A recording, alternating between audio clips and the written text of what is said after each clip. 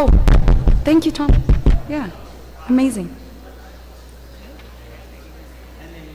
Good morning, everybody. Thank you so much for being here. We are so blessed today to have our very own Dr. Marianne Nashid. Dr. Marianne Nashid earned her doctorate in clinical psychology from the Chicago School of Professional Psychology within child and adolescent track, and received a master's in clinical psychology from the American School of Professional Psychology, as well as master's in from Pepperdine University. She is focused on treating both the mind and the body by integrating interventions from evidence-based modalities such as CBT and DBT. She specializes in working with children, adolescents, and their families with special expertise in treating anxiety, trauma, ADHD, and relational concerns. We are blessed to have this gem here at our church and being so willing to come and speak to us. So thank you, Marianne. Come on up. Thank you, guys. All right, so I wanted to start us off with a little video here, but I don't know if the sound will work. So we'll try it. Okay. Let's see if this works. I bet you and Riley had great adventures. Oh, they were wonderful. Once we flew back in time. We had breakfast twice that day. Sadness! It sounds amazing. I bet Riley liked it. Oh, she did. We were best friends. Yeah, it's sad.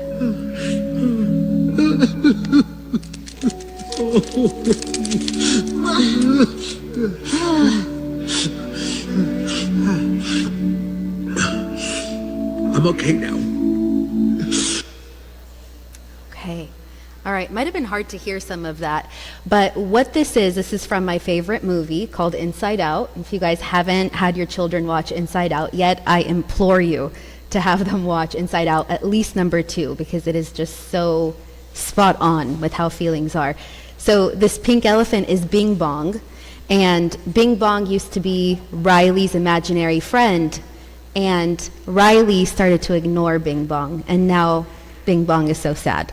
And so sadness is sitting with Bing Bong, experiencing the feelings with Bing Bong. And you might not have been able to hear it, but sadness just said, "Oh, that's really sad."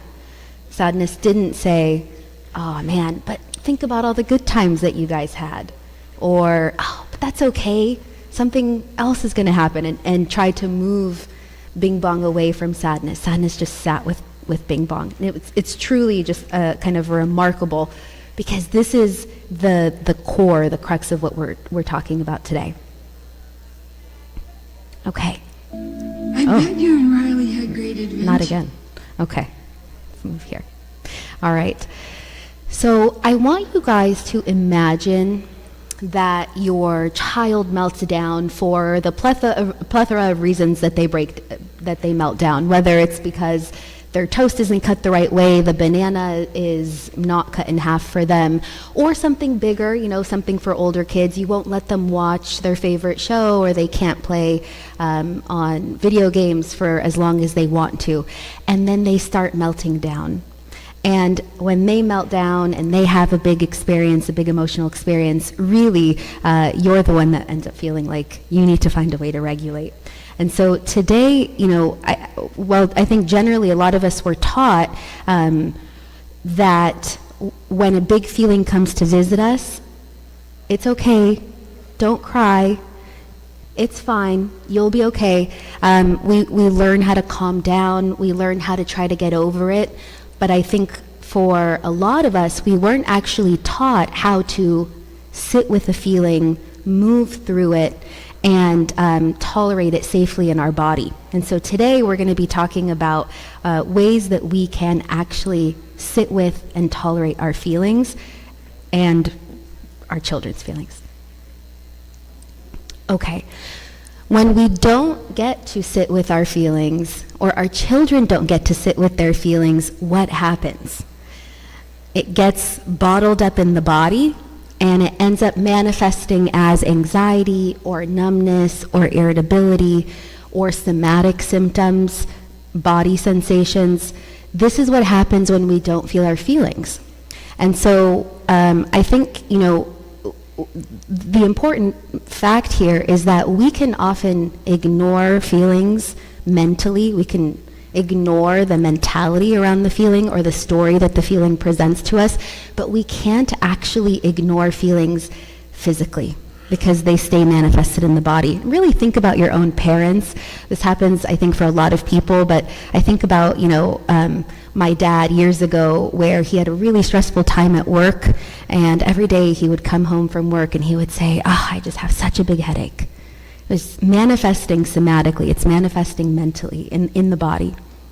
And so feelings, if they don't get felt, they get stored in the body and they do not leave. And feelings that get stored in the body that don't leave end up staying as anxiety in the body, irritability in the body, explosions in the body. And in fact, for a lot of the kids that I end up seeing that come to see me for therapy, especially if it's for anxiety in particular, if ever you feel like you have a kid who struggles with a lot of anxiety, typically what we're noticing around that is that there are unfelt feelings underneath.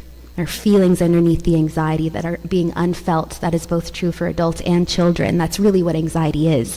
It's an unwillingness to feel a feeling, a pushing away of a feeling that then gets manifested as anxiety. So sitting with the primary underlying feeling is actually going to alleviate the anxiety. So feelings are not the enemy. Feelings are messengers. And I really want to, I want to kind of have a core thought here around what a feeling is. Feelings are physical sensations that come to visit us in our body. That is all they are. When you get anxious, when you get angry, your heart rate accelerates. Your hands tense up. Your head pounds. Your legs feel energy. You have a knot in your stomach. That is the feeling. Feelings are physical. They visit us physically in the body. Thoughts are mental. They visit us mentally in the mind. I can either feel my feelings in my body or think thoughts in my mind. I cannot do both at the same time. And too often, when you think about even the way that you grew up, that you came home and you were crying and you were like, little Billy hit me, little Billy hit me. And you're sad and you're crying and you're weeping and you're so hurt. You feel it physically in your body. But what did your parents most likely do? They said, oh, well, what did you do to make little Billy hit you? What happened that this happened? What can we do next time? So what happens is we feel the feeling physically in our body, but our parents, well-intentioned, and you, well-intentioned, love your kids, move into the only thing we know how to do, which is away from the body and into the mind. But I can either feel my feelings in my body, or I can think thoughts in my mind. I cannot do both at the same time. So if I am moving into a thought like, I don't know, well, I told little Billy X, Y, and Z, and maybe that's why he did it. Or, okay, mom is asking me to problem solve, so let me try to problem solve. When I go into the mind, I have now ignored the body, and the feeling lives in my body, is now ignored, and it gets stored inside my body. And so over the course of years, a feeling comes to visit me in my body, I ignore my body, I go into my mind. This is what overthinking is. Overthinking is underfeeling. It is when a feeling comes to visit me in my body and I say, ignore, let me go to my mind, my thoughts, and think it through. So anytime you notice yourself what we call ruminating, which is thinking about a thought over and over again, or overthinking, if you are a self-proclaimed overthinker, or you notice your kid is really anxious, you might consider, is a feeling trying to visit me in my body that I am then ignoring and going to my mind to try to problem solve and think myself through? That is really the core of our discussion. So feelings are physical, thoughts are mental. I can either feel or I can think. I can't do both at the same time. So the goal of a feeling is to visit me physically in my body, to get my attention, because it does not feel good to have an accelerated heart rate, it does not feel good to have a pit in my stomach. Feelings don't feel good physically. They don't feel pleasant in the body. So the brain then wants to move us away from it and into our mind, hoping that if I can solve this problem that's creating the feeling, that hopefully then the feeling will go away. But feelings don't go away logically. You must feel them first in order to make them go away. So, why do feelings visit me? For two reasons. Because they want to reveal something to me and call me to an action. That's the whole point of a feeling. There is no other purpose for a feeling. It wants to reveal something important, reveal a message to us, and then call us to an action based off of that message.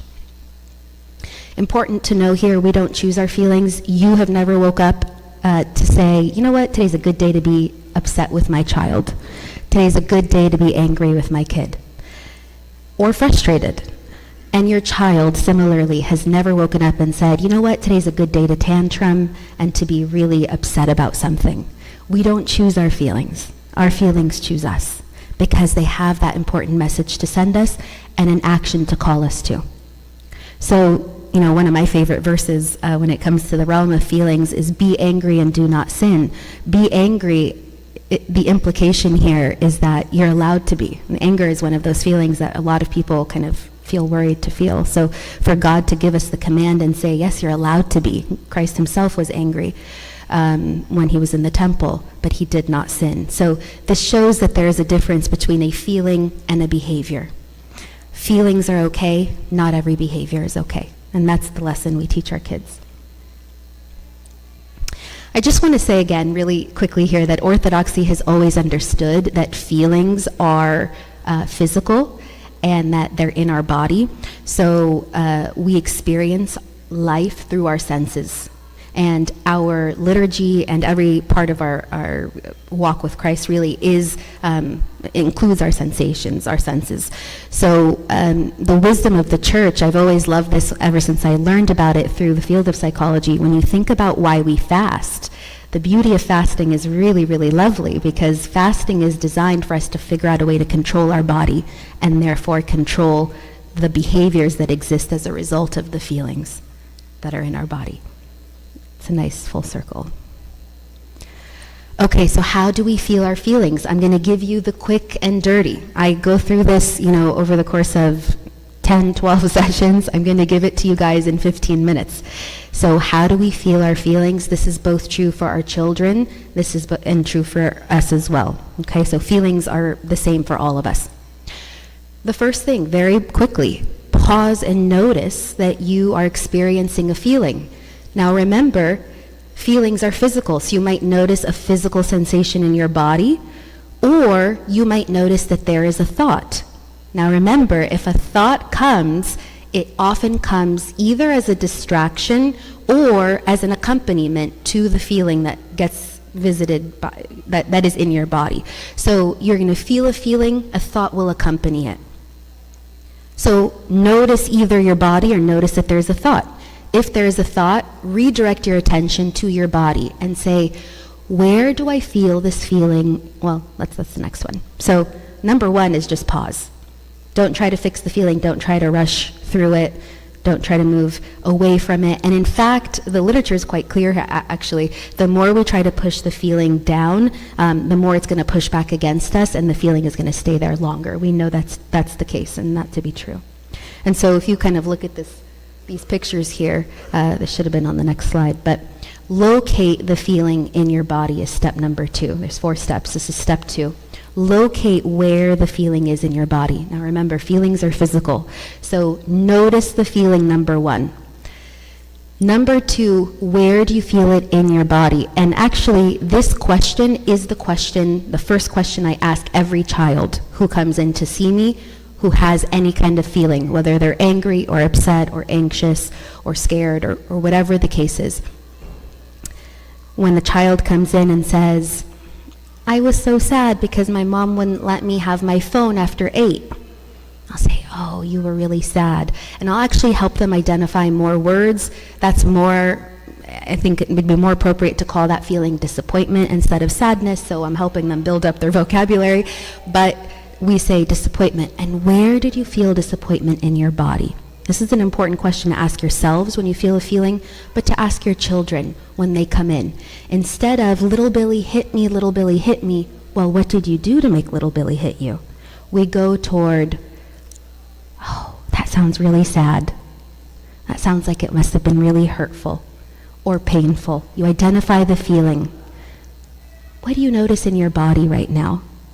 Or where do you feel it in your body right now? And help them identify the physical sensations that are accompanying the feeling that is visiting them. It is the only way we can feel a feeling.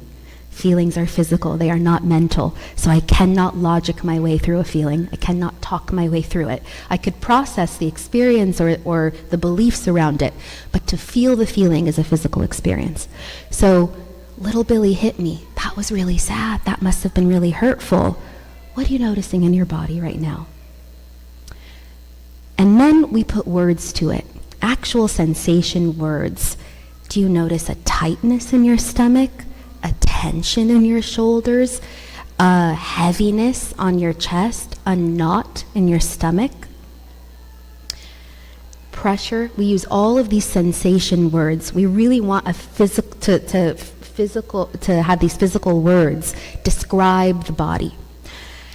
And you'll notice it in different parts of the body. So again, if we go back here, every feeling has its own area where it feels its feelings. So we know, for example, kind of a quick tip for you, the chest will always be implicated in every feeling. You should always expect the chest to be implicated. It's either going to be too fast for anger or anxiety, or it's going to be too heavy for sadness and depression or shame, but the chest is always implicated. So when you ask your child, where do you feel it? Give them a second, figure out, let them identify it. A lot of times when you first start off doing this with them, because this is such brand new language for kids, they don't actually talk this way, and we haven't talked this way with them, they're going to say, I don't know. Or they're going to say, it's in my head. And what that means is that they identify that there's a lot of thoughts swirling around, so there's a disconnect between the thoughts and the feelings. So then you come in and you say, when I get really worried, I notice that sometimes I feel a knot in my stomach. Do you feel that? And so now you're going to help them identify. I notice that my heart rate gets faster. Do you notice that? And so you'll start identifying the feelings in their body with them.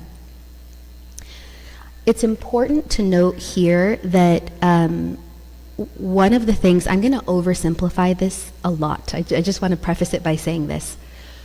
Feelings visit us physically in the body first. So let's say something is happening and I feel 7 out of 10, well, let's even use today, a little bit anxious before coming up here and giving a talk. So let's pretend I felt 9 out of 10 anxious. So I have to first ask myself, where do I notice this in my body? What's happening?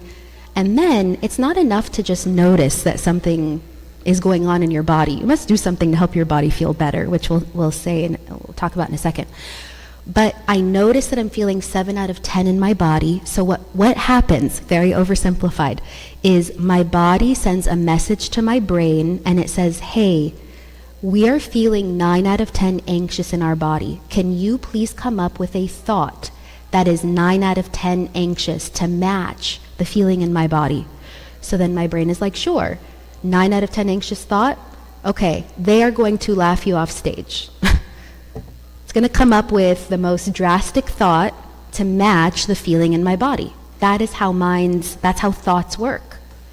So often, there's this craze about CBT, cognitive behavioral therapy. I'm not the biggest fan of it, but so many parents come in and say, can you teach my kid about CBT, cognitive behavioral therapy, how to change their thoughts?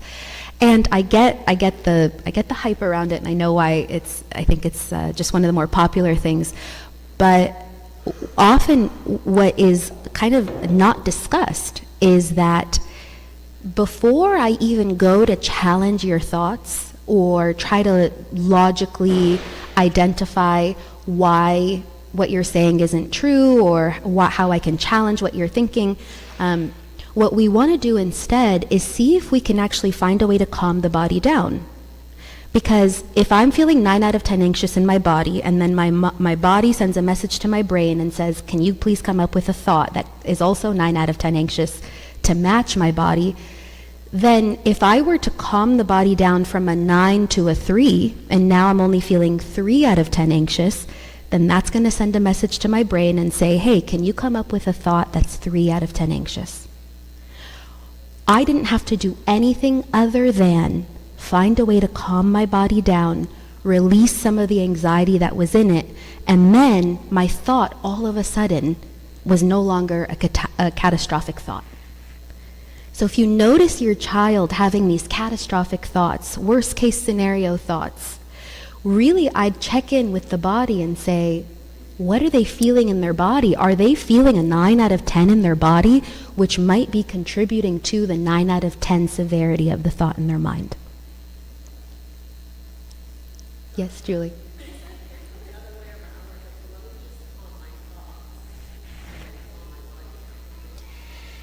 That's the harder way to do it. It's the harder way because you're trying to, she's asking, can I do it backwards? Can we calm the thoughts down first and then it'll calm the body down? You can try, but your thoughts are harder to target when your body is still so dysregulated. You're like on the edge. And you can try to talk yourself down, but then unfortunately you didn't feel your feeling. And then secondly, you're actually working against your biology. So it's harder to do, but yeah, you could do it, but it's harder.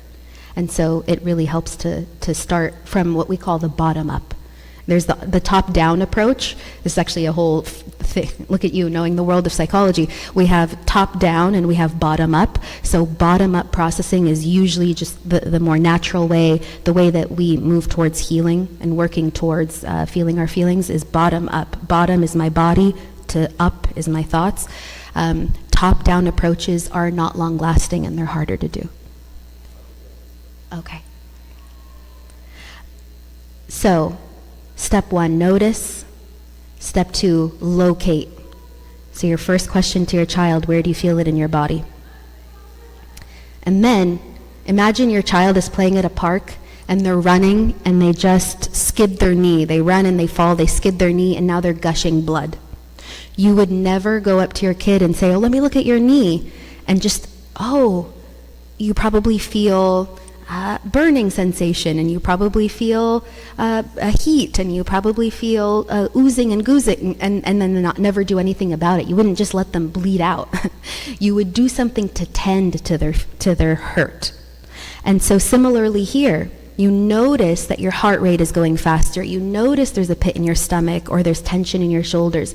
You notice it, you identify it, because you ask, where is it in your body? And then you must do something to help it feel better. Just like that skinned knee. So once we notice the heart rate, remember the heart rate is always implicated in every feeling. This is why you guys have heard this and all of your kids have heard this. Deep breathing, box breathing, 4-7-8 breathing. We've all heard of deep breathing as like the first coping skill. This is why. Because the chest is always implicated, and we have to do something to help the body feel better, specifically wherever it's hurting. So if I am scanning my body from head to toe and noticing there's tension in my shoulders and neck, I actually have to start massaging my shoulders and neck. If I'm noticing that my heart rate is going through the roof, I have to sit here and deep breathe. My favorite breath, every therapist has their own favorite. There's 4-7-8, there's all of these different ones. There's box breathing. Not a fan of that one, but double inhale, 1 exhale, which looks like this. Super long pursed lips. The exhale must be longer than the inhale. Inhale activates what we call sympathetic tone, which is fight or flight. Exhale activates what we call parasympathetic tone, which is rest and relaxation. So your exhale must always be longer than your inhale. Anything you need to do to calm the body down. Anything you need to do. You massage, you identify maybe your temples, you massage, You shake out, especially for anxiety or anger, because we notice a lot for children especially. Why do you think a lot of our kids want to hit and stomp or kick? Because they feel a lot of their energy in their extremities. And so do we, which is why if we're angry, we pace. We're pacing. Or anxious, we're pacing. We feel a lot of energy in our legs, a lot of energy in our arms. So let's make it easier for them. We'll help them. Do you notice any energy in your arms? What can we do to help it feel better? Maybe we massage the arms, or, there's a whole bunch of coping skills that I'll do with kids, which is squeeze, release, squeeze, release, or dig your heel into the floor.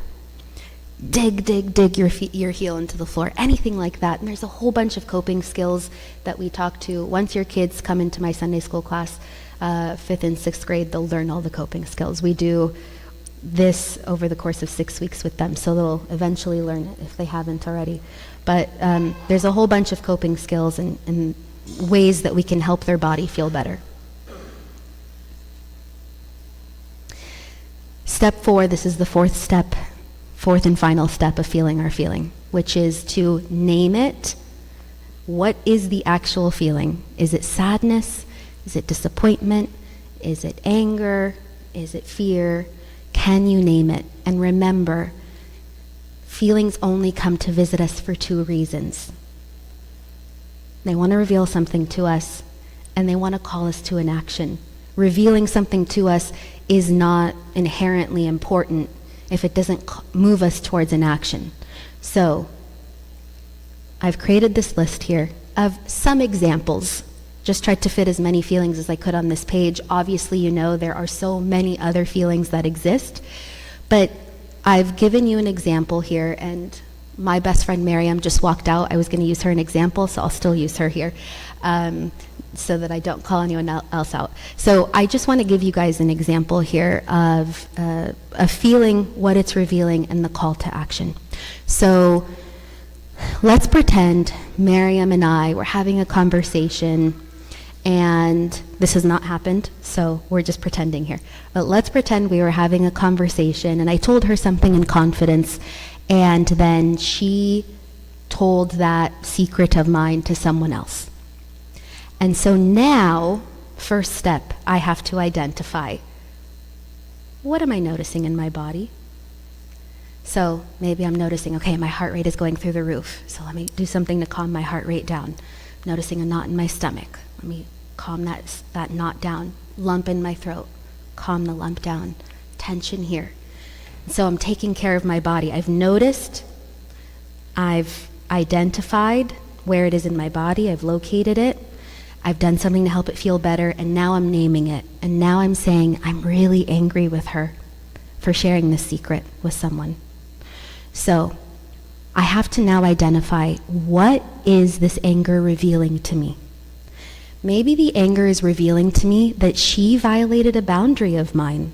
That's really actually what anger does reveal to us. It either reveals to us that our boundary was violated, or that something feels unfair, which is why a lot of people, I don't want to get political, but if you think about the political landscape, a lot of people feel anger around what's happening in other parts of the world, and we'll stop there about politics.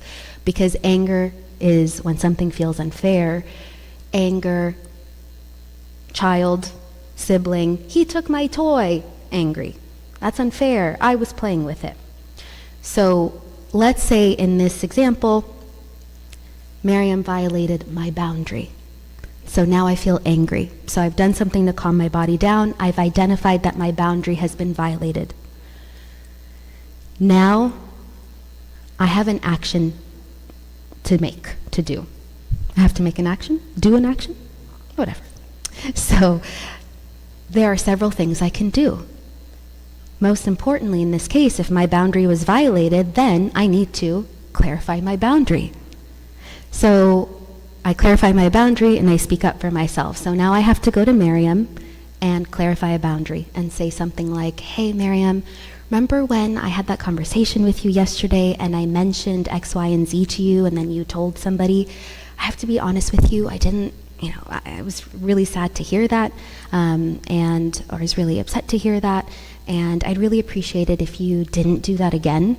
And unfortunately, if you do that again, I won't be able to share secrets with you moving forward. And that's it. This is the whole reason that anger came to visit me so drastically in my body, so that it could reveal that to me and call me to an action. Now, this is really important. I'm not saying this is you guys at all, but I have had several parents come into me and they'll say it, and I don't even think they necessarily mean it themselves when they say, like, I just want my kid to stop being so angry. I just want my kid to stop being so anxious. And my job is never going to be to take your child's feelings away from them. That's never what we actually want. We are emotional beings. We're social creatures and we're emotional beings. And we never want to get rid of feelings, but we want to learn how to manage them in a better way. So I never want to take the anger away, because if you actually look at what the anger was revealing to me about myself, it is actually quite meaningful. It revealed to me that when I am in relationship with someone, I expect them to respect my boundaries. That's really meaningful for me to know about myself, because what that tells me is when I'm in relationship with someone, I don't want to be walked all over. I don't want to be mistreated. I don't want somebody to just treat me however. I have boundaries and expectations of how I am treated in relationship, and I want to uphold it. Yes.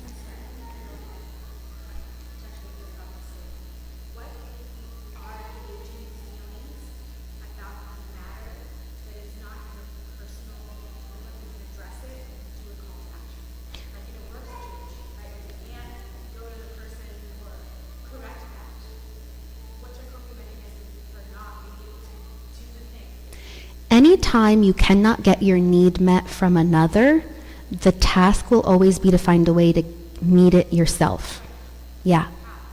So, for example, let's say that this scenario happened with my boss, and part of the reason that I also wanted to address this with Miriam was not just because of the boundary, but I needed there to be a sense of her acknowledgement and her validation that what she did was wrong and that it hurt me and that, that was something that shouldn't have happened. So I know this is going to sound very psychological, but this is actually the truth, is when you can't receive the validation from the other, the task is to see if you can give yourself the validation to say, you know what, I'm noticing myself feel really angry. I'm allowed to feel angry around this. Anybody in my situation who was treated this way would feel angry, and that's okay. I'm allowed to feel this. And you validate your own experience. You validate your own feeling.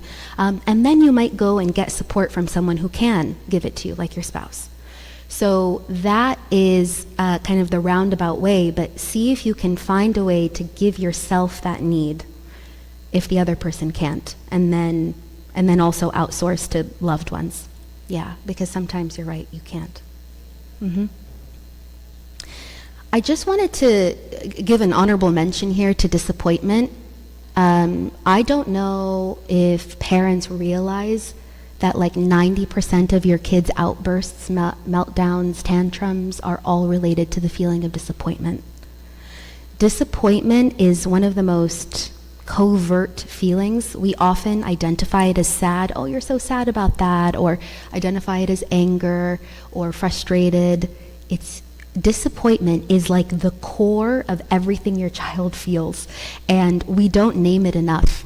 I think we probably move towards sadness a little bit more, but what is disappointment? Reality did not match my hope.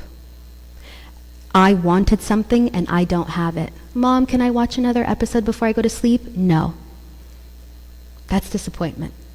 Mom, can I please have a cupcake for breakfast? No. Disappointment. Can I please play with this toy? Can I please go out? Can I please play on the Xbox? Can I please? No. All of that is disappointment, and we don't always call it disappointment. We call it sadness or anger or frustration because we're looking at the behavior. The behavior is angry. It's yelling or hitting their sibling or, tantruming or screaming. But really it is disappointment. So I really want you guys to just start throwing that word in as much as you can, because it happens so much more than we realize. Disappointment is a really, really difficult skill to teach children, managing it well. If you really think about some of adults that walk around, they have a hard time dealing with disappointment too, so I don't want you guys to fret if you notice that your kid really struggles with disappointment. It's the first feeling they'll notice. Or one of the more primitive feelings they'll notice. Okay, so I'm going to rush through these because I actually just gave you the example just for timing's sake. Anger, where is it in the body? Here are some examples. What helps it? These are some coping skills. And then what it reveals. And, I think I'm a big fan of Googling this stuff. This is all on Google, and I really want you guys to be able to, even if you were to kind of check online, you'd notice that there's so many coping skills. Here's for sadness. Sadness, where is it in the body? Remember, we're identifying where it is in the body so we can do something to help the body feel better. And here are some options of what we can do to help our body feel better, and then we move towards what is this revealing to me and what action is this calling me to? Anxiety. And I wanted to put shame in here as another honorable mention. Shame is different than every other feeling. Shame is different than guilt. It's different than every other feeling. Guilt is I did something bad. Shame is I've done something bad, so I am bad. Shame is I made a mistake, so I am a mistake. Shame is about worthiness. And so shame is one of these feelings that for a lot of children can get activated anytime any other feeling gets activated. So they get activated simultaneously. I'm going to just rush through and do one final slide here. Just final slide. I like to talk about this every time, which is, for you guys, when you guys are helping your kids manage their feelings, you're going to help them, again, help them stop, notice their body, identify what they feel in their body, help them feel better in their body, and then you can move later on in the evening. You can help, talk about problem solving. You can teach them life lessons, whatever the family lessons are that you want to teach them. You could do that later. Your kid doesn't need you to be perfect or to do this perfectly, and they don't need you to be regulated all the time either, especially when a child has a big feeling and they come to us and they feel their big feeling, and we sometimes get dysregulated ourselves because they're showing their feeling in a really big way, bigger and explosive way. All a child needs is for their parent to repair in those moments, to reconnect, to apologize, and to come back. Repair is just so important and meaningful. And I like to end most talks to parents on this one note, which is there's this idea called good enough parenting. Good enough parenting was founded by a man named Donald Winnicott in the 1950s, and it was actually called Good Enough Mothering at the time, but we've evolved, and so dads are included too. But Good Enough Mothering shows that within the context of good relationship with your child, if you can do all the things that I'm teaching you today and all the things that you've read in your parenting books and all the things you know are the good and right things to do with your children, if you can do them 3 out of 10 times, that leads to the highest levels of secure attachment for your children, confidence, and self-esteem, which means there has to be a 70% pile of mistakes.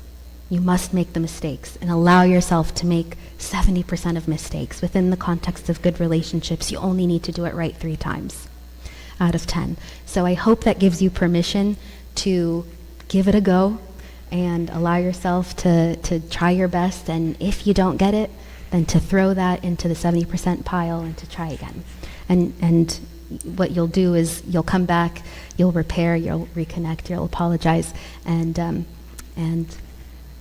you'll have the healthiest kids out there. All right, and so that's all I have for you today. Thank you. Yes, yeah. That was phenomenal. Thank you. And it's not intuitive at all. It actually, I feel like, is obviously amazing. Yeah. When we look at our children, there's children that are maybe prone to being like sensitive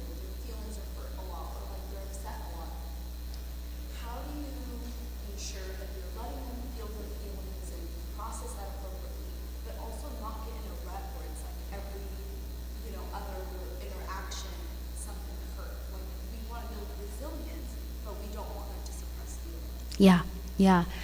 That's an excellent question. So the question is essentially around how do we help them become resilient, but also don't put them in this position where they're in a rut, where they're constantly feeling their feelings. The irony around the answer here is that children who are a little bit more sensitive are actually children who have a lot of feelings that they haven't learned how to feel yet. So they're overwhelmed, their system and their body is overwhelmed with feelings that they haven't learned how to make out yet. So ironically, when they learn how to sit with their feelings more and more and more over the course of time, that is actually what builds resilience.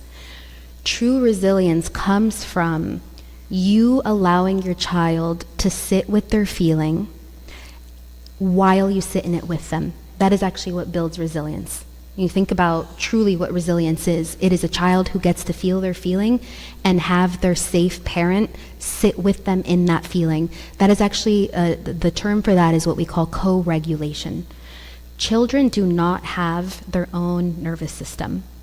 There's no such thing as self-regulation when it comes to a child. That actually doesn't exist. Self-regulation is an adult matter. The only thing a child has is what is called co-regulation, which means a child is just flailing about and they are overwhelmed by feeling, but they have a safe adult sitting with them who is regulated, who they borrow the nervous system of their parent while they are feeling this overwhelm. That is co-regulation. So a child dysregulated, sitting with a regulated parent, that regulated parent shares their nervous system with their child and helps calm the child down. That is co-regulation. You do that enough times, the child ends up taking your nervous system as their own, and they learn how to calm themselves down and regulate. So if a child is really sensitive, that usually indicates to us that there are a lot of feelings that have just not had a chance to get felt yet. So by doing this practice, this actually does lead to resilience, which is ironic. It's usually when they don't get a chance to feel the feeling in the first place that creates the sensitivity. But then I will say, hours later, at least an hour later, if not, several hours later, right before bedtime, you can then have a conversation with them and say, hey, remember what happened a little bit ago between you and your sibling? What can we do next time? Now you could have the problem-solving conversation. Now you could have the discussion around the family goals and whatever life lessons you want to teach them. You'll do it later in the moment. You just don't need to do it at the time. All right. Okay. Thank you. Thank you so much, Marianne. Thank you guys for being here. I know this was not an intuitive topic for me. I didn't really grow up, hope my mom's not watching. I didn't really grow up in a family where we're constantly talking about feelings, so this is all very helpful and informative, and hopefully we can apply it in the next generations. Would you mind closing us in a quick prayer, Marianne? Okay. All right. Let's just pray. Father, Son, and Holy Spirit, God, thank you, Lord, so much for this amazing blessing. Thank you, Lord, for allowing us to be here and to learn and giving us the feelings that you do give us, Lord. We pray that you help us process all this in a way that glorifies you through the intercession of all your saints. Listen to us when we say, our Father who art in heaven.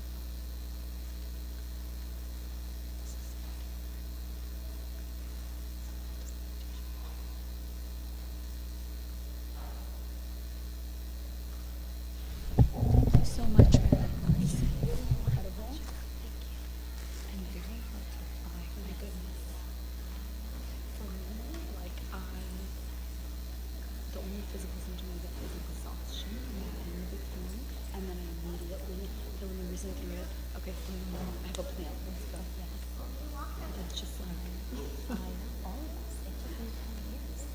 And the idea of no bottom work through it, I would have never thought to just sit there and let my body experience and do things with my body. The only thing I do is go through it so I can resolve it. That is very interesting. Okay, thank you. You are the best. Thank you.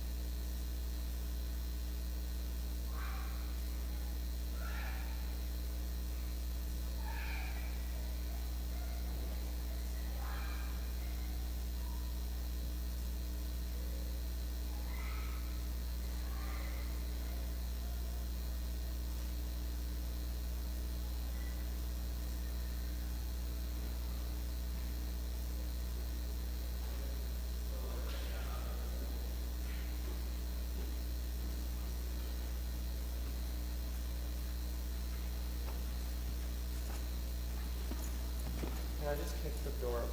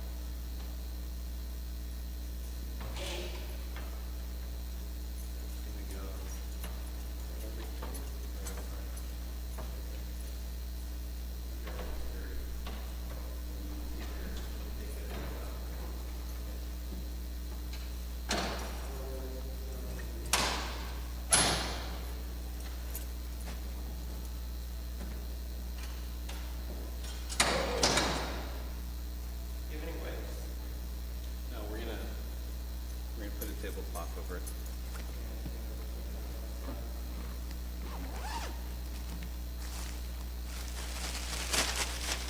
Put the white one, and then maybe the gray over that. The gray or the blue, we'll see what looks better.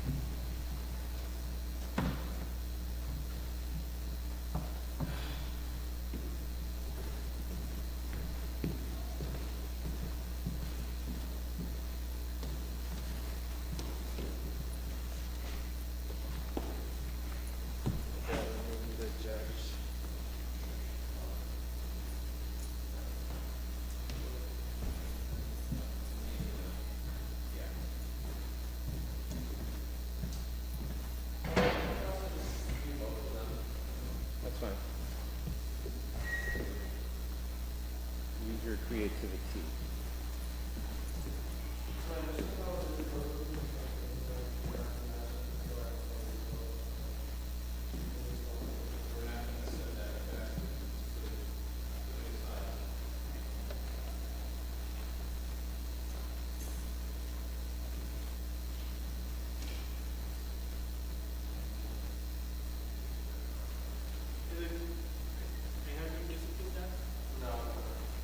Can we set up the stereos?